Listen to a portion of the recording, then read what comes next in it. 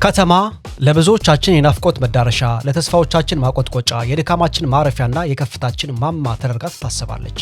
ልክ እንደኛ ሀገር ወጣቶች ሁሉ አዲስ አበባ ከገባው እለወጣለሁ ብሎ ከገጠር እንደሚተመው ምስኪን ገበሬ በዓለም ዙሪያ ያሉ በሚሊዮን የሚቆጠሩ ነፍሳትም ከተማን የህልሞቻቸው ክንፍ አድርገው ይመለከቷታል። ወርቅ አንጥፉልኝ ባይባልም ቢያንስ ለራሱና ለቤተሰቡ የሚሆን የተሻለ ኑሮ ፍለጋ የማይዋጥጠው ዳገት፣ የማይወርደው ቁልቁለት የለም።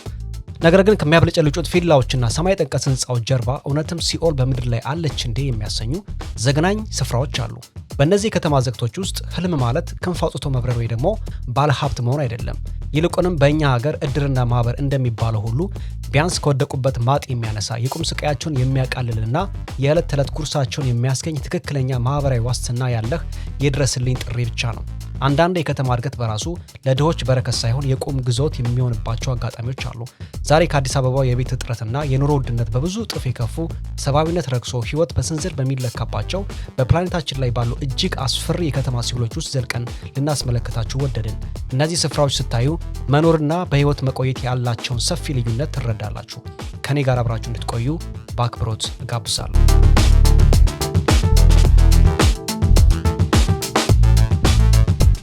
የመጀመሪያው የሆንግ ኮንግ ጭራቅ ህንፃን ይመለከታል። በኳሪ ቤይ የሚገኘው ይህ ግዙፍ ህንፃ በሆንግ ኮንግ ያለውን የህዝብ መብዛትና የመኖሪያ ቤት እጥረት በግልጽ የሚያሳይ ጨካኝ መስታወት ነው። ከጋራ ግቢው ሆኖ ሲመለከቱት አምስቱ ህንፃዎች እንደ አንድ ግዙፍና ጥቁር የኮንክሪት ምሽግ ተገጣጥመው ይታያሉ። ወደ ላይ ሰማይ ጠቀስ ሆነው የፀሐይ ብርሃን እንዳያልፍ በመጋረድ የታፈነ ጭላንጭል የሚመስል ሰማያን ይፈጥራሉ። እንደ ንብ ቀፎ ተጠጋግተው የሚታዩት በሺዎች የሚቆጠሩ ትናንሽ መስኮቶች የከተማዋን አስደንጋጭ የህዝብ ጥቅግት በአይነ ህሊናችሁ እንዲሳል ያደርጉታል። አዎ፣ በዚህ ስፍራ በ10 ሺዎች የሚቆጠሩ ምስኪን የሬሳ ሳጥን በሚመስሉ ስፋታቸው በስንዝር በሚለካ ጠባብ ቤቶች ውስጥ ተከርችሞባቸዋል። ከጥቂት ካሬ ጫማ በማይበልጥ ጠባብ ክፍል ውስጥ የመኝታ የኩሽናም ሆነ የሳሎን ድንበር ተደምስሷል። አንድ ሰው ከማብሰያ ምድጃው አጠገብ ተቆራምዶ ይተኛል። ዞር ሲልም ሽንት ቤቱን ያገኘዋል። አንዲት ቅንጣት የመሬት ቦታ ላለማባከን ንብረቶች ሁሉ በግድግዳና በጣሪያው ላይ ተዘበራርቀው ተሰቅለዋል። በመተላለፊያ መንገድ ውስጥ ያለው አየር ሁልጊዜም በዘይት መጥበሻ ሽታ፣ በሻጋታ ጠረንና በጽዳት ኬሚካሎች የታፈነ ነው። የቴሌቪዥን ጩኸቶችም ሰላም ይነሳል። እንደ ወረቀት በቀጫጭን ግድግዳዎች ውስጥ የጎረቤት ንትርክ እንደ ጉድ ያስተጋባል። እዚህ መኖር ማለት የግል ህይወት የሚለውን ቃል ከትርጉም መዝገቦ መሰረዝ ማለት ነው። ምክንያቱም እሱ እዚህ የማይታሰብ ቅንጦት ነውና። እነዚህ የሰው ልጆች በኮንክሪት ሳጥን ውስጥ እንደታሸጉ ማሽኖች ሆነዋል። በየቀኑ በአራቱ አፋኝ ግድግዳዎች መካከል ሆነው ያን የናፈቁትን ሰማያዊ ሰማይ በአይነ ህሊናዎች ያልማሉ።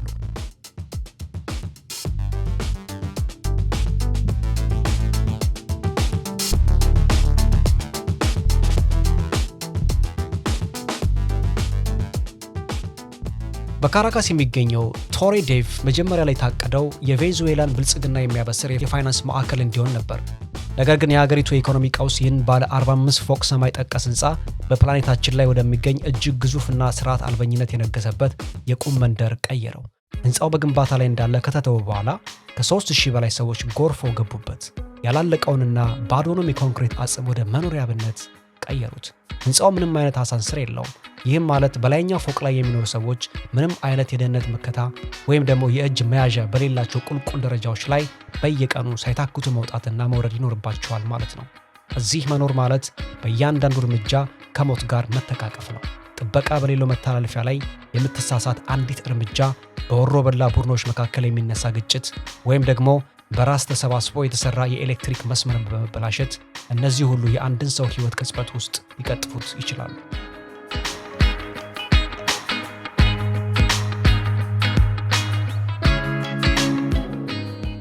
ሰዎች ከተራራው ግርጌ ድንኳን ጥለው ስለሚኖሩበት የጋዚፑር የቆሻሻ ተራራ ሰምታችሁ ይሆናል። ነገር ግን ማንሺያት ናስር ፍጹም የተለየ ገሃነም ናት። ይህች ከተማ ወደ 1 ሚሊዮን የሚጠጋ ህዝብ ተፋፍጎ የሚኖርባት የጡብ ከተማ ናት። ይህች ከተማ የምትገኘው ካይሮ ግብጽ ነው። የህዝቡ አጠቃላይ ኢኮኖሚና የመኖሪያ ስፍራ በካይሮ ከተማ ቆሻሻ ውስጥ ተገብሮ ይገኛል። እዚህ መኖር ማለት ከቆሻሻ ጋር መኖር ማለት ነው። ቆሻሻው ወደ ሜዳ አይጣልም። ይልቁንም በጭነት መኪናዎች ተጭኖ በቀጥታ ወደ እያንዳንዱ አፓርታማ መኝታ ቤትና ሳሎን ውስጥ ይገባል። ዛባሪን ተብለው የሚጠሩት በ10 ሺዎች የሚቆጠሩ ቤተሰቦች ቆሻሻውን በእጃቸው እየለዩ በዚያው ጠባብ ክፍል ውስጥ ቀን ከሌሊት አብረው ይውላሉ። ጥግግትና መርዛማነት ያለምንም ፕላን የተገነቡት ህንፃዎች አየር እንዳይዘዋወር ዘግተውታል። አቀማመጡም እንደዚህ ነው። የመጀመሪያው ፎቅ የፕላስቲክ ክምር ነው። ሁለተኛው ፎቅ ኦርጋኒክ ቆሻሻ እየበሉ አሳማዎች የሚረቡበት ሲሆን በሶስተኛው ፎቅ ላይ ደግሞ መላው ቤተሰብ አብሮ ይበላል፣ ይጠጣል፣ ይተኛል። ያ መጥፎ ጠረን፣ ዝንቦች፣ ትንኞች፣ ወረርሽኞችና ከቆሻሻ የሚነሳው ደቃቅ አቧራ በሚሊዮን የሚቆጠሩ ሰዎችን ከተወለዱበት ቀን ጀምሮ አይናቸውን እስኪጨፍኑ ድረስ ታፍነው እንዲኖሩ የሚያደርግ ከባድ ድባብ ፈጥሯል። ቀጣዩ መዳረሻችን ደግሞ ማኮኮ ናይጄሪያ ነው። በኬሚካል ረግረጋማ ላይ የሰፈረው የሰው ባህር። ማኮኮ በሌጎስ የባህር ጠረፍ ረግረጋማ ላይ እንደ ከሰል በጠቆረ ውሃ ላይ የተገነባ የተስፋ መቁረጥ መንደር ነው። ከላይ ሆኖ ሲታይ በሺዎች የሚቆጠሩ ዝገት የበላቸው የቆርቆሮ ጣሪያዎች የባህሩን ገጽ እንደ ዋጠ ግዙፍ መርከብ ተዘርግተው ይታያሉ። እዚህ ያለው ውሃ ውሃነቱን አጥቷል። ከቤት የሚወጣ ቆሻሻ፣ ያልተጣራ የፋብሪካ ኬሚካሎች፣ የላስቲክ ክምርና ከሽንት ቤት በቀጥታ ወደ ሐይቁ የሚፈስ የሰው አይነ ምድር የተደባለቀበት ወፍራም አዘቅት ሆኗል።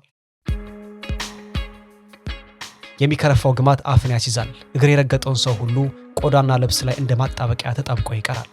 በማኮኮ ያለው መጨናነቅ ከአቅም በላይ ነው።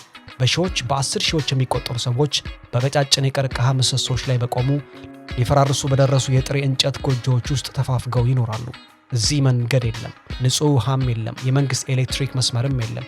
የዕለት ተዕለት እንቅስቃሴም ሆነ ንግድ የሚከናወነው በትንንሽ ታንኳዎች ላይ ነው።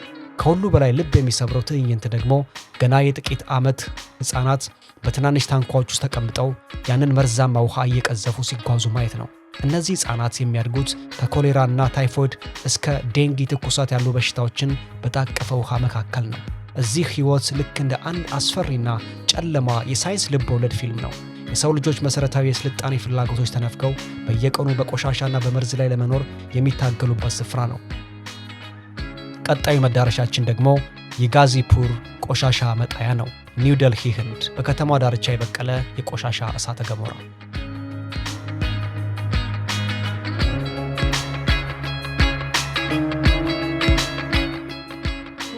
በኒው ደልሂ ዳርቻ የሚገኘው የጋዚፑር ቆሻሻ መጣያ ተራ የቆሻሻ ክምር መሆኑ አብቅቶ አሁን ወደ አንድ አስደንጋጭ ድንቅ ነገር ተቀይሯል። ከ200 ጫማ በላይ ከፍታ ያለው ይህ ግዙፍ የቆሻሻ ተራራ ከ20 ፎቅ ህንፃ ጋር የሚስተካከል ሲሆን ስፋቱ የበርካታ የእግር ኳስ ሜዳዎችን ያክላል። እንዲያውም ከህዋ በላይ በሳተላይት እንኳን በግልጽ ይታያል። ይህ ተራራ ላለፉት 10 ዓመታት ያልተለዩ በሚሊዮኖች የሚቆጠሩ ቶን የከተማ ቆሻሻዎች የተከመሩበት ሲሆን ግማቱ ግን እስከ ብዙ ኪሎሜትሮች ይደርሳል። የከርሰ ምድር ውሃንና የአካባቢውን አየርን በከፍተኛ ሁኔታ እየበከለ ይገኛል። ጋዚፑርን እውነተኛ ገሃነም የሚያደርገው ግን በውስጡ መቼም የማይጠፋው ፍም እሳት ነው። በተራራው ጥልቅ ክፍል ውስጥ የሚካሄደው የቆሻሻ መበስበስ ሂደት ከፍተኛ መጠን ያለው ሚቴን ጋዝን ይፈጥራል። ይህ ጋዝ ከህንድ የበጋ ሙቀት ጋር ሲገናኝ በራሱ ጊዜ ይቃጠላል። ይህም ተራራውን ወደ ቆሻሻ እሳተ ገሞራ ይቀይረዋል። ተራራው መርዛማ ጭስና አካባቢውን የሚሸፍን ጥቅጥቅ ያለ ዳይኦክሲን የተባለ ጋዝ ይፈጥራል። ከሁሉ በላይ የሚያስደነግጠው ግን በዚህ በማይረጋጋና አደገኛ ተራራ ግርጌ ላይ ቆሻሻ በመልቀም የሚተዳደሩ በሺዎች የሚቆጠሩ ድሃ ቤተሰቦች መኖሪያቸውን አድርገው መገኘታቸው ነው። እነዚህ ምስኪኖች በማንኛውም ቅጽበት ሊናዱ በሚችሉ አደገኛ የቆሻሻ ደለሎች ላይ በየቀኑ እየተንጠላጠሉ ጊዜያዊ ጎጆቻቸውን ቀልሰው የዕለት ጉርሳቸውን ይፈልጋሉ። የሚተነፍሱት ያን የሚፋጅ አየር ነው። የሚኖሩትም በማንኛውም ሰዓት በሚፈነዳ የሚቴን ጋዝ ወይም ደግሞ መላው መንደር በሰከንዶች ውስጥ ሊቀበር በሚችል የቆሻሻ ናዳ ስጋት ውስጥ ወድቀው ነው።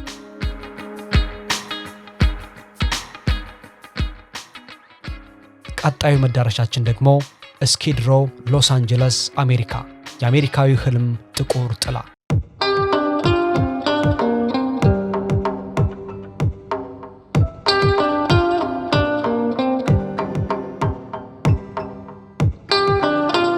በአንጸባራቂዋ የሎስ አንጀለስ ከተማ እምብርት ላይ የሚገኘው ስኪድ ሮው በአሜሪካ ህልም ለሚያምኑ ሁሉ ትልቅ የስነ ልቦና ድንጋጤ ነው።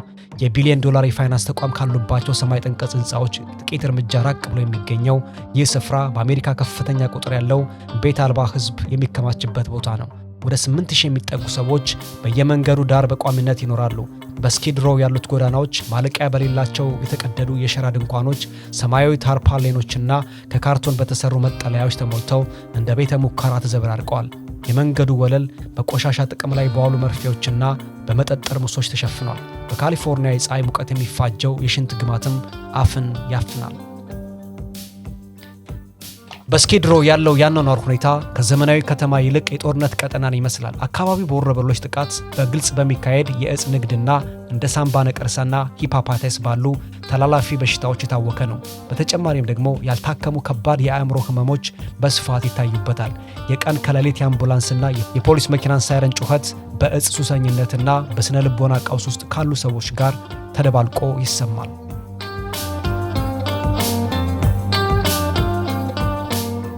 የሆሊውድ እጅግ የናጠጠ ሀብታምና የስኪድሮ የተስፋ የለሽ ስቃይ ያለው ፍጹም ተቃርኖ በዘመናዊቷ ከተማ ውስጥ ማህበራዊ ዋስትናው ሙሉ በሙሉ መክሸፉን የሚያሳይ የሚያደማ ቁስል ሆኖ ይታያል።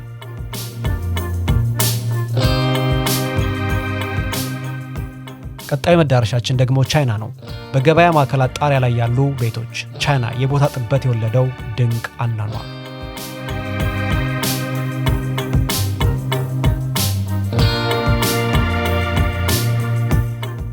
በቻይና ከተሞች ያለው የቦታ እጥረትና የቤት ዋጋ ሰማይ መንካት አንድ አስገራሚ የሥነ ሕንፃ ክስተትን ፈጥሯል።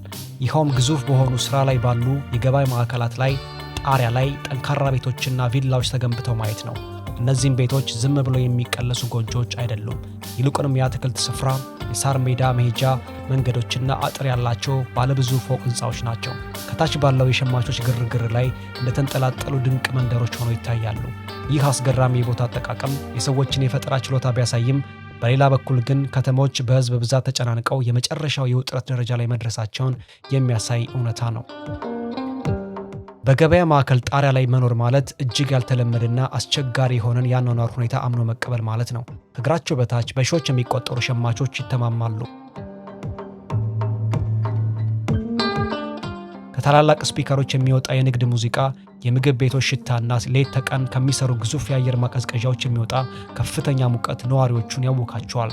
ነዋሪዎቹ ከህንፃው የቴክኒክ መዋቅር በሚመጣ መጠነኛ ንዝረትና በከተማው እምብርት በሚገኝ የተበከለ አየር ውስጥ ይኖራሉ።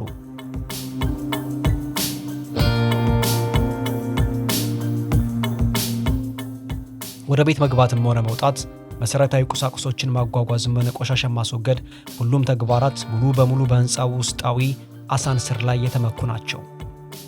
ቀጣዩ ደግሞ የጋዛ ሰርጥ ፍልስጤም፣ በምድር ላይ ያለ እውነተኛ ገሃነም። የጋዛ ሰርጥ ይህ ስፍራ ከማንኛውም የተለመደ የኮንክሪት ብሎኮች የድህነትና የችግር ትርጓሜ በላይ ሆኖ የጥፋትና የቁም እስር የመጨረሻው ተምሳሌት ሆኗል። በዓለም ላይ ካሉ ከፍተኛ የህዝብ ጥግግት ከሚታይባቸው ስፍራዎች አንዱ ሲሆን ከ2 ሚሊዮን በላይ የሰው ልጆች በዚህ ጠባብ መሬት ላይ በሁለንተናዊ ከበባ ውስጥ ተቆልፎባቸዋል። የከተማዋ ገጽታ በቦምብና በሚሳኤል በፈራረሱ የኮንክሪት ብሎኮች፣ በዛገ የብረት አጽሞችና በታንክ አባጨጓሪዎች በታረሱ መንገዶች የተሞላ ግራጫማ ቀለም ሆኗል። እዚህ መሰረተ ልማት የሚባል ነገር ፈጽሞ የለም። የኤሌክትሪክ፣ የውሃና የጤና አገልግሎቶች ሁልጊዜም በመፍራስ ላይ ናቸው። የጋዛ ነዋሪዎች ህይወት በአስፈሪ ስነ ልቦና ጫና ውስጥ ለመተርጎም የሚደረግ የየቀኑ ትግል ነው። ንጹህ ውሃ ማግኘት የማይታሰብ ቅንጦት ሆኖባቸዋል። ምክንያቱም አብዛኛው የውሃ ምንጭ በጨው ወይም ደግሞ በጦርነት ኬሚካሎች ተበክሏል።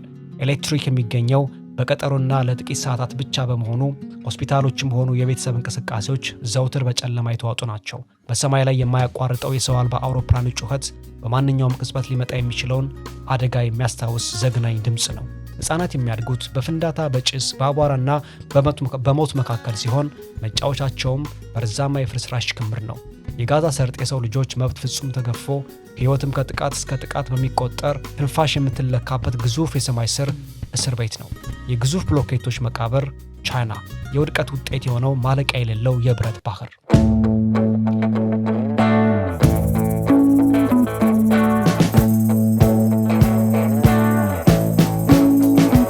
በብዙ ዋና ዋና የቻይና ከተሞች በቴክኖሎጂ የታገዘው የብስክሌት ኪራይ አገልግሎት በፈጠረው ከፍተኛ ውድድርና ኪሳራ ምክንያት ግዙፍ የብስክሌት መቃብሮች ተፈጥረዋል።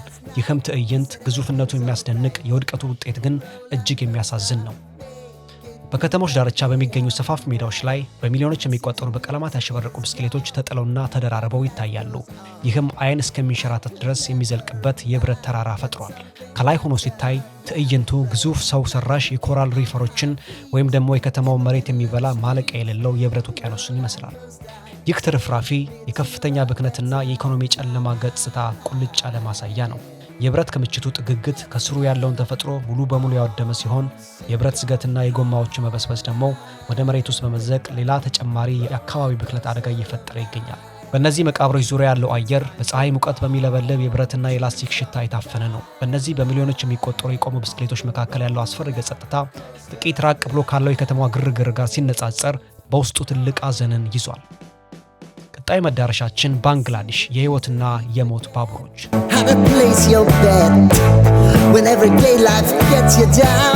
በባንግላዴሽ እንደ ኢድ አል አድሃ ባሉ ታላላቅ በዓላት ወቅት የሀገሪቱ የትራንስፖርት መዋቅር በከፍተኛ የህዝብ ፍሰት ምክንያት ሙሉ በሙሉ ይፈረካከሳል። ይህም በፕላኔታችን ላይ የህይወትና የሞት ባቡሮች የሚባለው ዘግናኝ ክስተት ይፈጥራል። በዳካ የሚገኙ የባቡር ጣቢያዎችም ከአቅም በላይ ሲጨናነቁ የባቡር ቲኬት መግዛት ያልቻሉ በ10 ሺዎች የሚቆጠሩ ምስኪን ሰራተኞች ህይወታቸውን ለአደጋ አጋልጠው በባቡሩ ጣሪያ ላይ ይንጠለጠላሉ፣ በመስኮቶች ይንጠባረራሉ ወይም ደግሞ በባቡር መገጣጠሚያዎች መካከል ይጨናነቃሉ። ከሩቅ ሲታይ ደግሞ የሚንቀሳቀሱት ባቡሮች በሰው ባህር የተዋጡ ግዙፍ ጭራቆችን ይመስላሉ። በእነዚህ የባቡር ጣሪያዎች ላይ ያለው ሁኔታ ተንቀሳቃሽ ገሃነምን ይመስላል። በሚያቃጥል ፀሐይ ወይም ደግሞ በድንገተኛ ዝናብ ውስጥ ሰዎች ምንም አይነት የደህንነት መጠበቂያ ሳይኖራቸው ባቡሩ ፍጥነቱን ሲጨምር ወይም ደግሞ ድንገት ሲቆም እንዳይወድቁ እርስ በርሳቸው ተቃቅፈውና ዝገት ያላቸውን ብረቶች ሙጥኝ ብለው ይጓዛሉ። በድካም ምክንያት የምታደርጓት አንዲት ቅጽበት መዘናጋት ዝቅ ብለው የተንጠለጠሉ የዛፍ ቅርንጫፎች ወይም ደግሞ ጠባብ ድልድዮች የብዙዎችን ህይወት በቅጽበት ሊቀጥፉ ይችላሉ። እኛ የምንኖረው በቴክኖሎጂ በአርቲፊሻል ኢንተለጀንስ የስበት ህግን በሚገዳደሩ ሰማይ ጠቀስ ህንፃዎች በምንኮራበት ዘመን ውስጥ ነው። ነገር ግን አሁን የተመለከትናቸው 9 ስፍራዎች ለሰው ልጆች ኩራት ትልቅ ምቹ ናቸው። ለሰው ልጅ ኩራት ትልቅ ምት ናቸው። እነዚህ ቦታዎች በሚያብለጨልጩ ታላላቅ ከተሞች ስር የሰው ልጅ መብት የታረዘበትና የቆሻሻ እውነታ እንዳለ ያስታውሱናል። ከተማ መጀመሪያ ሲታሰብ ሰዎችን የሚያገናኝና የሚጠብቅ ስፍራ ነበር። ነገር ግን በእነዚህ የምድር ገሃነሞች ውስጥ ከተማ ተስፋንና ጉልበትን የሚመጥ ጥገኛ ሆኗል። በሆንግ ኮንግ በስንዝር በሚለካ ቤት መኖር ወይም ደግሞ በባንግላዴሽ በሞት ባቡሮች ላይ መንጠልጠል የሰው ልጆች በተበላሸ ስርዓት ስህተት ምክንያት ከፍተኛ ዋጋ እየከፈሉ ይገኛሉ። ይህ ህይወት ተብሎ አይጠራም። ይልቁንም በቆሻሻ በበሽታና በቸልተኝነት በተበከለ አካባቢ ውስጥ በደመ ነፍስ ለመኖር የሚደረግ ትግል እንጂ። የማኮኮን ረግረጋማ ጎጆዎች ወይም ደግሞ የጋዚፑርን የቆሻሻ ተራራ ስንመለከት አንድ እውነታን እንረዳለን። በትክክል የሚሰራ ማህበራዊ ዋስትናና በፖሊሶች ውስጥ ርህራሄ ከሌለ የከተሞች መስፋፋት ሌላ ስሙ ህጋዊ ግዞት ብቻ ነው። እነዚህ የሚረብሹ ምስሎች ከእይታ ባለፈ በሰው ልጆች መካከል ስላለፈው ሰፊ የኑሮ ልዩነት ማስታወሻ ሆነው በአእምሯችሁ ውስጥ እንደሚቀሩ ተስፋ አድርጋለሁ። በዚህ ጉዞ ላይ አብራችሁኝ ስለነበራችሁ ከልብ አመሰግናለሁ። ያላችሁን አስተያየት ከታች ባለው የኮሜንት መስጫ ላይ አስፍሩልኝ። ላይክ ማድረጋችሁና ሰብስክራይብ ማድረጋችሁን እንዳትረሱ። በሚቀጥሉ ዘጋቢ ፊልሞች እስከምንገናኝ ሰላም ቆዩ።